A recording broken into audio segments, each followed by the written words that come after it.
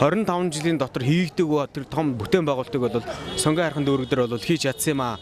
Тэгээ манай намаас олох болж сонгогдож иргэдийн хуралдаа ингэж олох болж чадах юм бол үнэхээр бидний ширээн дээр, бидний төлөвлөгөөн дээр, бидний мөрөө хөтөлбөр дээр яаж өмнө хийжсэн ажлуудыг яаж эрчимтэйгээр шууд хэрэгжүүлж чадах уу гэдэг бүх төлөвлөгөөнүүд нь байна.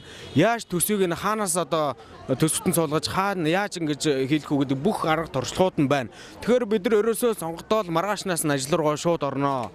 Өрсөлдөгч намууд бол яг сонгогдсон тэгээ 1 жил явуулна, 2 жил явуулна, 3 дахь жил дээрээс нь л одоо нэг замаа барих, сургуулаа барих тэр ажил руугаа орноо. Бид нар бол үнэхээр яаж одоо хийсэн ажлаа яаж өргөжлүүлж чадах уу гэдэг тийм эрч хүчтэйгээр ингэж оруулж чадна. Ер нь бол айл болгоны хаалгаар ард иргэдийнхаа төлөөл болж иргэдтэйгээ яаж уялдаатай ажиллаж, иргэдтэй яаж тайлгнаж чаддаг, иргэдийнхээ яаж дэмжлэгийг авч чаддаг тийм одоо нэр дэвшигчид манай энэ ардчилсан намаас нэр дэвшсэн байгаа. Тэгэд бидрийг багаар нь дэмжээрээ олонх болгож өгөөрөө энэ хяналтгүй байгаа энэ дангаасан энэ мэрэгжлийн бус засгийн газарт бол жинхэнэ мэрэгжлийн бид нар хяналт тавьж иргэдийнхаа дуу хоолойг орж ирч хүчтэйгээр ажиллаж чаднаа. Сонгон хайрхан дүүргийн 17 дугаар хороонд ардчилсан намаас нэр дэвшигч Шагдар сүрэнгийн Нутхан үлзээ.